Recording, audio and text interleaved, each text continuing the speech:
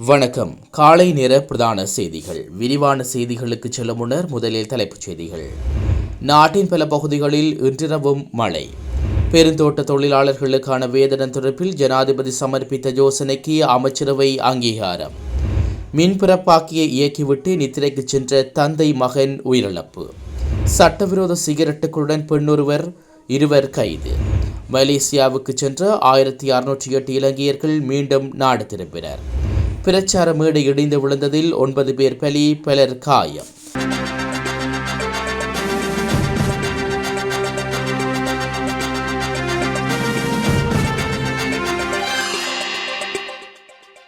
நாட்டின் பல பகுதிகளில் இன்றிரவு வேளையில் 150 மில்லிமீட்டருக்கும் அதிகமான மழை வீழ்ச்சி பதிவாகக்கூடும் என வளிமண்டல திணைக்களம் எதிர்வு கூறியுள்ளது. மேல் சப்ரகுவ, மத்திய, வடமேல், தென் மற்றும் வடக்கு மாகாணங்களில் இவ்வாறு மழை பெய்யக்கூடும் என எதிர்வு கூறப்பட்டுள்ளது.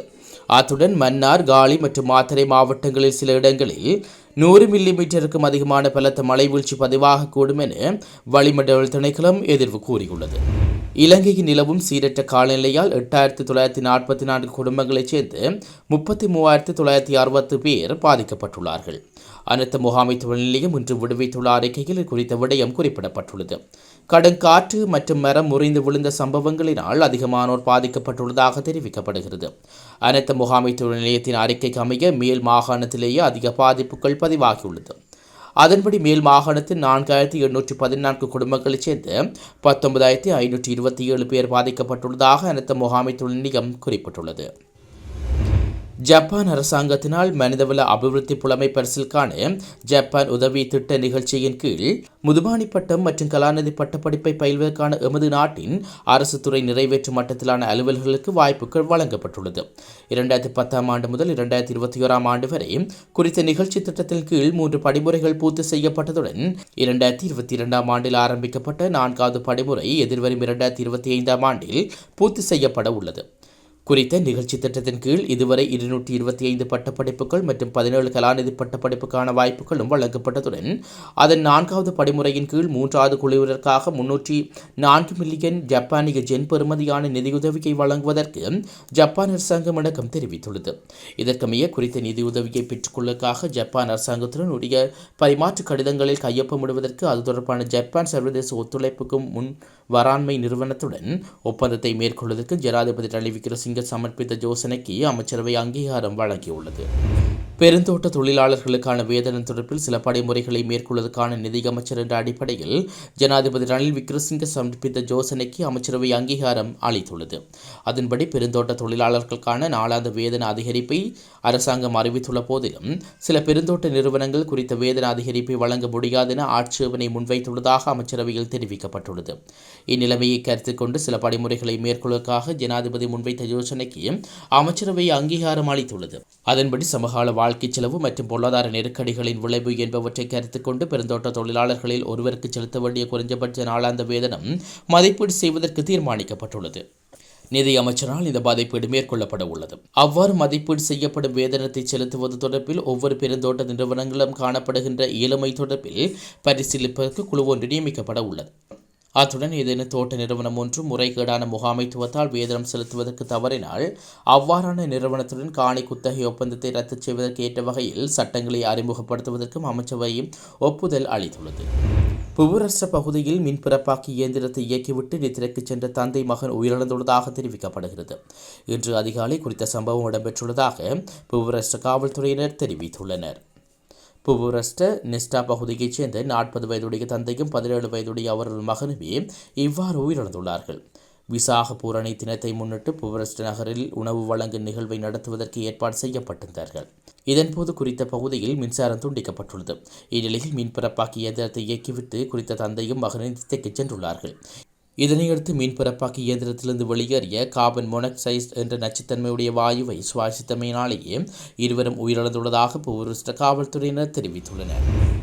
சட்டவிரோதமான முறையில் இலங்கைக்கு கொண்டுவரப்பட்டுள்ள 51,60,000 ரூபாய் பெறுமதியான சிகரெட்டுகளுடன் பெண் ஒருவர் உட்பட 2 கைது செய்யப்பட்டுள்ளார்கள். குறித்த இருவரும் வெளிநாட்டில் உற்பத்தி செய்யப்பட்ட 51,600 சிகரெட்டுகளுடன் கட்டுநாயக்க விமான நிலையத்தில் வைத்து கைது செய்யப்பட்டுள்ளார்கள். கைது செய்யப்பட்ட பெண் மரவில பகுதியைச் சேர்ந்தவர் என்று தெரிவிக்கப்பட்டுள்ளது. மற்ற நபர் கொழும்பு மோதரை பகுதியைச் சேர்ந்தவர் என குறிப்பிடப்பட்டுள்ளது. சட்டவிரோதமாக மலேசியாவுக்கு சென்ற 1608 இலங்கையர்கள் மீண்டும் நாட்டுக்கு திரும்பி அனுப்பப்பட்டுள்ளதாக மலேசியாவில் உள்ள இலங்கை உயர்ஸ்தானியகம் தெரிவித்துள்ளது. மலேசியாவில் உள்ள இலங்கை உயர்ஸ்தானியகம் விடுவித்துள்ள அறிக்கையில் குறித்த விடயம் குறிப்பிடப்பட்டுள்ளது. அதன்படி கடந்த மார்ச் மாதம் 1ஆம் தேதியிலிருந்து ஏப்ரல் மாதம் 30ஆம் தேதி வரை 2 மாத கால பகுதியில் 1608 பேரும் இலங்கைக்கு திருப்பி அனுப்பப்பட்டுள்ளதாக தெரிவிக்கப்படுகிறது. மலேசிய அரசாங்கத்தின் புலம்பெயர்ந்தோரை திருப்பி அனுப்பும் திட்டத்துக்கு அமைய இந்த செயற்பாடு மேற்கொள்ளப்பட்டுள்ளது. உற்பத்தி மற்றும் கடற்தொழில் நடவடிக்கைக்காக கொரிய மொழியில் நடத்தப்பட்ட பரீட்சை பெறுபவர்கள் வெளியாகியுள்ளது. குறித்த பரீட்சைக்கு 3580 பரீட்சார்த்திகள் தோற்றியிருந்தார்கள். அவர்களில் 3422 விண்ணப்பதாரிகள் சித்தியடைந்துள்ளதாகவும் வெளிநாட்டு வேலைவாய்ப்பு பணியகம் தெரிவித்துள்ளது. அதன்படி பரீட்சையில் சித்தியடைந்த மாணவர்களுக்கான மருத்துவ பரிசோதனை இம்மாதம் 28ஆம் தேதி நடைபெறவுள்ளது. இதற்கான நேர்முக பரீட்சை வெளிநாடு வேலைவாய்ப்பு பணியகத்தில் மாகாண அலுவலகங்கள் மற்றும் பயிற்சி நிலையங்களில் இடம்பெற உள்ளது. இதற்கான நேர்முக தேர்வு எதிர்வரும் ஜூன் மாதம் 6, 7 மற்றும் 10ஆம் தேதிகளில் நடைபெறும் எனவும் தெரிவிக்கப்பட்டுள்ளது. மியன்மாரில் இணையவழி குற்ற முகாம்களில் தடுத்து வைக்கப்பட்டுள்ள மற்றும் ரஷ்யா உக்ரைன் போரில் ஈடுபட்டுள்ள இலங்கையர்களை மீட்பதற்காக ஐக்கிய மக்கள் சக்தி ராஜமட்டத்திலான பணியை நடைமுறைப்படுத்த தீர்மானித்துள்ளது. இதற்கமைய ஐக்கிய மக்கள் சக்தியின் தலைவர் சயித் பிரேமதாச வழிகாட்டலின்படி ஐக்கிய மக்கள் சக்தியின் நாடாளுமன்ற உறுப்பினர் குழு ஒன்று மியன்மார் மற்றும் ரஷ்யாவுக்கான விஜயம் ஒன்றை மேற்கொள்ள முன்னெடுத்துள்ளது. குறித்த குழுவினர் இலங்கையின் மகாநாயக்க தேர்தல்கள் மற்றும் எதிர்க்கட்சி தலைவர் கையெழுத்துள்ள ஆவணத்தையும் அந்நாட்டுக்கு கையளித்துள்ளார்கள். இக்குழுவில் ஐக்கிய மக்கள் சக்தியின் ஜேசி அவஸ்துல, சுயிஸ் சஞ்சோய் பெரேரா, காவிந்த ஜெயவர்தன, வசந்த யாப்ப பண்டார உள்ளிட்டோரும் அடங்குகின்றார்கள். நாட்டில் இளம் தலைமுறையினரும் ஓய்வு பெற்ற இராணுவத்தினரையும் பாதுகாக்கும் நோக்கில் ஐக்கிய மக்கள் சக்தி இந்த நடவடிக்கையை முன்னெடுத்துள்ளது. காலிபுச பகுதியில் பீந்தாளிய சந்தியில் பாதுகாப்பு தொடரோந்து கடவையில் தொடரோந்துடன் மோதி 3 பேர் பலியாகியுள்ளார்கள். குறித்த நபர்கள் உந்துரியொன்றில் தொடர்ந்து கடவையினூடாக கடக்க முற்பட்டுள்ளார்கள். இதன்போது அவர்கள் தொடர்ந்துடன் மோதி விபத்துக்குள்ளான நிலையில் உயிரிழந்துள்ளதாக காவல்துறையினர் தெரிவித்துள்ளனர். சம்பவம் தொடர்பில் காவல்துறை மேலதிக விசாரணைகளை முன்னெடுத்துள்ளது. சீரற்ற காலநிலை காரணமாக கொழும்பு கண்டி பிரதான வீதியில் கடுகண்ணாவை பகுதியில் கற்பாறை சரிந்து விழும் மற்றும் மரங்கள் முறிந்து விழக்கூடிய அபாயம் காணப்படுவதாக அனைத்து முகாமைத்துவ நிலையம் தெரிவித்துள்ளது. இதனால் குறித்த வீதியில் மிகுந்த அவதானத்துடன் பயணிக்குமாறும் சாரதிகளுக்கு அனைத்து முகாமைத்துவ நிலையம் எச்சரிக்கை விடுவித்துள்ளது. இதேவேளை சீரற்ற காலநிலை காரணமாக நுவரேலியா, ஹங்குராங்கத்த, ஹெப் தோட்டத்தில் 13 குடும்பங்களைச் சேர்ந்தவர்கள் இடம்பெயர்ந்துள்ளார்கள். பலத்த காற்று மற்றும் மண் சரிவு காரணமாக குறித்த தோட்டத்தில் உள்ள நெடுங்குடியிருப்பில் வசித்தவர்களே இவ்வாறு இடம்பெயர்ந்துள்ளார்கள்.